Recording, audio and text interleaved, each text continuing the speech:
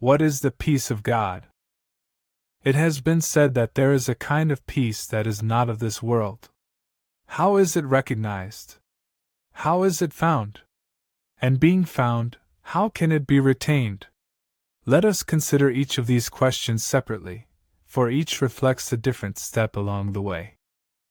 First, how can the peace of God be recognized? God's peace is recognized at first by just one thing. In every way it is totally unlike all previous experiences. It calls to mind nothing that went before. It brings with it no past associations. It is a new thing entirely. There is a contrast, yes, between this thing and all the past.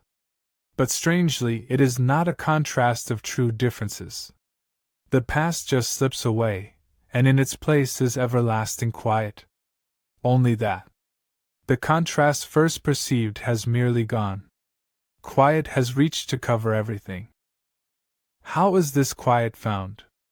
No one can fail to find it who but seeks out its conditions.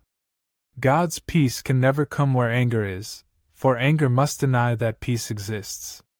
Who sees anger as justified in any way or any circumstance proclaims that peace is meaningless, and must believe that it cannot exist.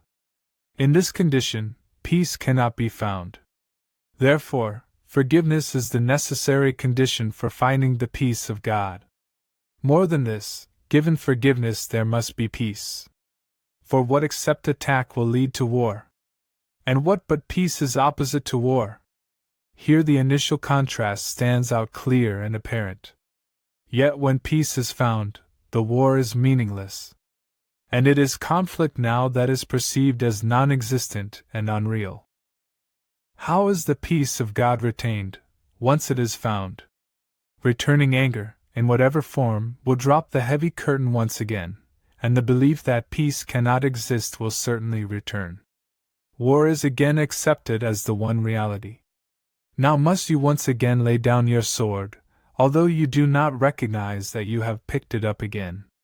But you will learn, as you remember even faintly now what happiness was yours without it, that you must have taken it again as your defense. Stop for a moment now and think of this. Is conflict what you want, or is God's peace the better choice? Which gives you more? A tranquil mind is not a little gift. Would you not rather live than choose to die? Living is joy, but death can only weep. You see in death escape from what you made. But this you do not see, that you made death, and it is but illusion of an end. Death cannot be escape, because it is not life in which the problem lies. Life has no opposite, for it is God. Life and death seem to be opposites because you have decided death ends life. Forgive the world, and you will understand that everything that God created cannot have an end, and nothing He did not create is real. In this one sentence is our course explained. In this one sentence is our practicing given its one direction. And in this one sentence is the Holy Spirit's whole curriculum specified exactly as it is. What is the peace of God? No more than this, the simple understanding that His will is wholly without opposite. There is no thought that contradicts His will, yet can be true. The contrast between His will and yours but seemed to be reality. In truth there was no conflict, for His will is yours. Now is the mighty will of God Himself His gift to you. He does not seek to keep it for Himself. Why would you seek to keep your tiny frail imaginings apart from Him? The will of God is one, and all there is. This is your heritage.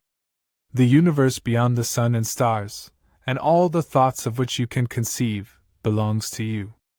God's peace is the condition for His will. Attain His peace, and you remember Him.